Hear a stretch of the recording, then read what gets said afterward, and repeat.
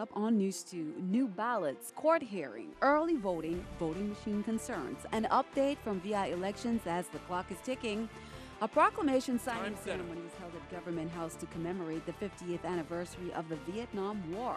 Plus, as we close out Breast Cancer Awareness Month, we take a look at mammograms and why they are key in detecting breast cancer.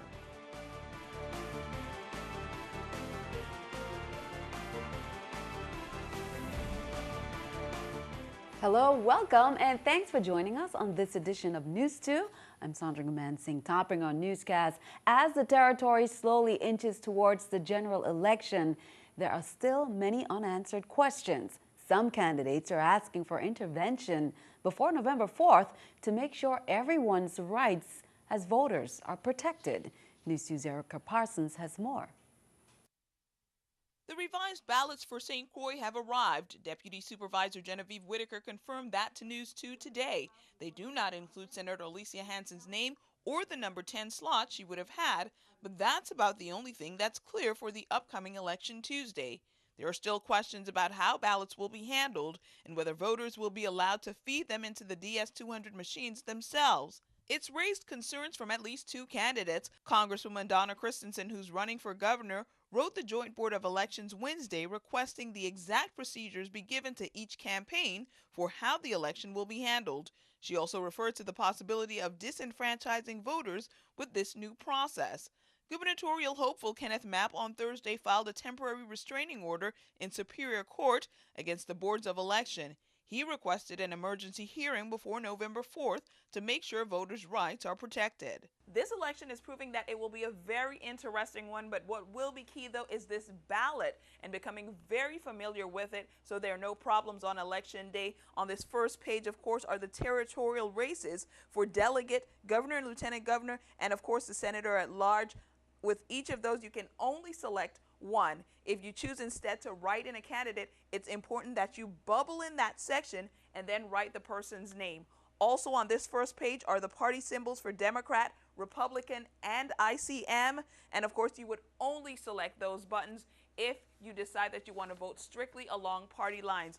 On the second page are your senatorial races and the Board of Elections race, as well as the referendum questions. Thanks for that update, Erica. Well, when you go out to vote on Tuesday, make sure you know where your polling sites are. On St. Thomas, it's in Ivana Eudora Ken, Joseph Gomez, Tutu Park Mall, BCB, Charlotte Amalie High School, Oswald Harris Court, Winston Ramos Center, Gladys Abraham, Cancrine, Allamulla, and Sibley School. On St. Croix, polling sites are at the Florence Williams Library, Elena Christian, Juanita Gardine, Alfredo Andrews, Pearl B. Larson, JFK Center, Lou Muckle Educational Complex, Ricardo Richards, Eulalie Rivera, Evelyn Williams, Alexander Henderson, and Claudia Marco. On St. John, it's at Julius Sproul and Guy Benjamin. You can, of course, look up these on the election system's website at www.vivote.gov.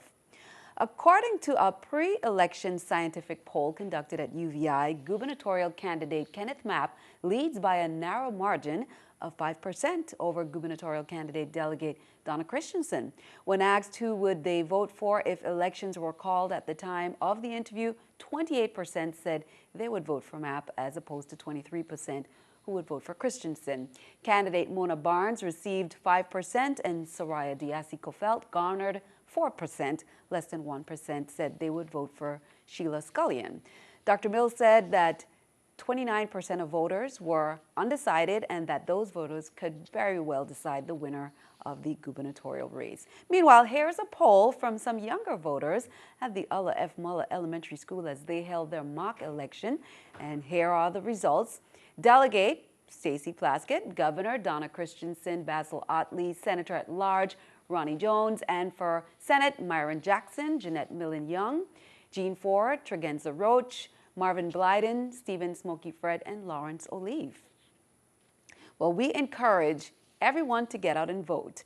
Then be sure to tune in to CBS TV2 for complete election night coverage live. We'll bring you up-to-the-minute local election commentary, vote tallies, and key election highlights throughout the evening. CBS TV2's Decision 2014, that's on Tuesday, November 4th from 8 p.m. to midnight. Then on Monday, November 3rd, News 2 will be featuring an election special reviewing some of the top election stories, only on CBS TV 2. St. Thomas, St. John, and St. Croix superintendents announced the selection of their 2015 District Teachers of the Year. A second grade and intervention teacher at Lou Muckle for the past 6 years, St. Croix's Juliet Haddad Miller has been a reading recovery teacher for many years. Haddad Miller, for example, uses sports as a teaching engagement tool. On St. Thomas, St. John, whether it's filming public service announcement for a unit about recycling or developing a presidential campaign for lessons on government, Sproul's June Provost, a third grade teacher, her lessons are rigorous, hands-on, and they identify with a simple teaching philosophy that every child has the ability to learn through inspiration, imagination, and a teacher's dedication. Congratulations to the teachers. One local pilot proved that hard work is rewarded and age is just a number. The FAA awarded 88-year-old Nicholas Castruccio with the Master Pilot Award Wednesday night. It's the highest honor in aviation, and Castruccio's been flying for more than 50 years. He piloted his last flight at 86. It means a lot to see all my friends here. That's what's really amazing. I'm very happy for that, and I feel honored to have this award from the FAA. We recognize individuals or companies that have outstanding achievements, and Nick, as you see with his bio, was one of those individuals. I can't think of a finer person than Nick Castruccio to get this award tonight. He's a man that's done so much in his military career, and his civilian career, his towards children and helping people in aviation, specifically in the Virgin Islands. Officials from the Virgin Islands Territorial Emergency Management Agency and the Federal Emergency Management Agency, or FEMA, they announced the completion of a site assessment to the Henry E. Rolson Airport in St. Croix to determine its readiness to support response air operations during a disaster or emergency event on the island. FEMA determines which airports are suitable for air operations and what populations are at risk and suitable for air evacuation after a presidential disaster or emergency declaration. An operation of this kind may involve air, ground, and maritime logistics coordination. Officials say they are now closer to a complete plan. Many Vietnam veterans living in the Virgin Islands were invited to the 50th anniversary commemoration of the Vietnam War proclamation signing today at Government House on St. Thomas. This proclamation is the beginning of a long celebration for Vietnam veterans that ends in 2025. And just in time as we get ready to honor our veterans during the month of October and November, Governor John P. DeYoung Jr. and Lieutenant Governor Gregory Francis hosted the proclamation signing ceremony commemorating the 50th anniversary. Vietnam War veterans and other military personnel, both active and retired, were in attendance.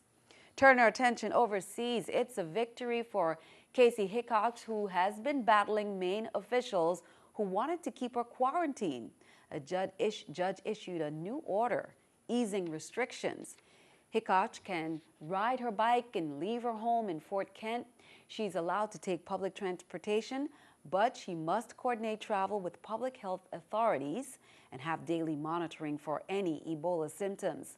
Maine's governor disagrees. The nurse's 21-day incubation period for the Ebola virus ends November 10th.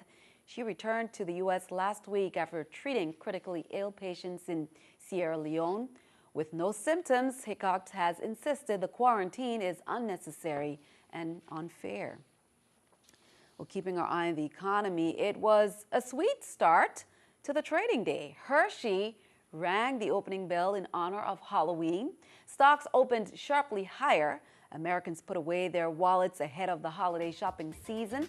The Commerce Department says consumer spending fell 0.2% in September, the first drop in 8 months. Retailers are trying to lure in shoppers even earlier this holiday season. Starting tomorrow, Amazon is rolling out holiday deals. Same goes for Office Max and Office Depot. Here's a look at the New York Stock Exchange with our stock market watch. The Dow, Nasdaq, S&P all up. The Dow 195, Nasdaq 64, S&P 23. Coming up on News 2, our breast cancer awareness continues. Why regular mammograms are the best tests doctors have to find breast cancer early, sometimes up to 3 years before it can be felt. We'll be right back.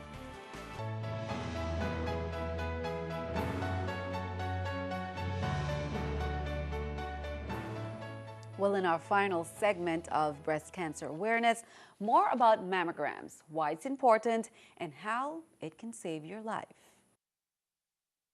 Regular mammograms are the best tests doctors have to find breast cancer early, sometimes up to 3 years before it can be felt. A mammogram is an X-ray picture of the breast. Doctors use a mammogram to look for early signs of breast cancer. The mammogram is a machine that it actually emits some radiation, but it basically takes a picture of the breast tissue. A mammogram is only done for women who have breast tissue. So if a woman has undergone reconstruction, if they've had their whole breast replaced, then they wouldn't do a mammogram on that side. But for the side where you have actual breast tissue, the mammogram is a machine that actually a woman goes, the breast is placed on on a surface, and then it's compressed, and an image is taken of the breast tissue, and then the radiologist is trained to look at that image to see if there are any irregularities. When should a woman get a mammogram? We do encourage patients to have a mammogram at least once a year, starting at age 40, because very often a person might not feel alone. They may have no symptoms. So it's very important to do the mammogram, because a lot of breast cancers are picked up only on the mammogram, and patients will say, I never felt anything, and they felt perfectly fine. So please don't wait until you feel sick to get yourself evaluated. October is Breast Cancer Awareness Month. Wallowee Hospital is offering its amnesty program again beginning Monday. Louis will give a 40% discount to all patient-related bills, including any that have gone to collections. The program will last until January 31st. What we want to do is encourage people to pay their bills, and they can do that in multiple ways. To take advantage of the discount, you can enter into a payment plan. If your financial circumstances are of a hardship nature, we do also offer what's called a charity program. You come in, speak to one of our financial counselors, and they will give you an application to fill out, and you could have your entire balance waived. Well, turn our attention to other news. VI police are reminding residents to be safe during this Halloween weekend. Officials say in the past, people have used the holiday as a cover to commit crimes. Parents are reminded to warn their children against throwing any objects at moving vehicles, which could cause drivers to lose control. That could get the offenders a reckless endangerment charge. There's also a 10 p.m. curfew for minors 16 and under. Anyone wearing masks at parties, you're asked to remove them on public streets. Police say unlawful activities will not be tolerated, and anyone observed pulling Halloween pranks will be prosecuted according to law. Now, over the past years, Public Works Commissioner Darrell Small says the buses have been vandalized during the Halloween night hours on both islands around Halloween. Now, on the 21st, he said some youngsters threw rocks at one of the new Vitran buses and broke the glass. The driver had immediately pulled over and called the VIPD. Some individuals were detained following that event earlier this month. Now, in an effort to maintain the safety of the passengers and the new buses, fixed route bus services were suspended at 5 p.m. this afternoon on St. Thomas and St. Croix. The ADA paratransit system was in operation as normal. Now on Saturday, you can work out your taste buds and pitching arm at the annual Callaloo Gumbo Cook-Off on the Christiansted Boardwalk. Sponsored by the Crew de Croix, the event has St. Croix's top chefs and cooks making fabulous callaloo and gumbo for all to taste. There's also the famous dunk tank, where anyone can take a toss at dunking local politicians and celebrities. In addition, Strand Street will be alive with live music and more. Registration is at 2, and the fun begins at 3 p.m. The Grove Place Action Committee, they're reminding you to join them for Liberty Day events on Saturday. St. Croix residents will honor the memory of D. Hamilton Jackson and then dine on the traditional bull and bread at the Grove Place Park, which bears a bust of Jackson. Speakers will recount Jackson's legacy as an educator, journalist, judge, politician. November 1st marks David Hamilton Jackson's Day, or Liberty Day. Festivities begin at 9 a.m. and the official ceremony, however, is set for 1 p.m.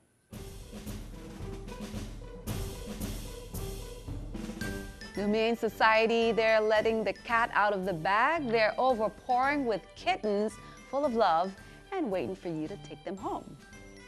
These guys are 10 weeks old. They've been with us for 10 weeks at the shelter. They're very adorable, and as you can see, they love running around and playing. This is the first time they've probably been unlocked and out of their cages, so they're running around having a great time. If you're interested in one of these kittens or one of the other many ones we have, please come down and check us out. As always, if you need help spay and neutering your pets, please let us know. We'll help you out any way we can. And they were a bundle of joy, full of energy. Be sure to stick around. Your News 2 AccuWeather forecast is coming up next.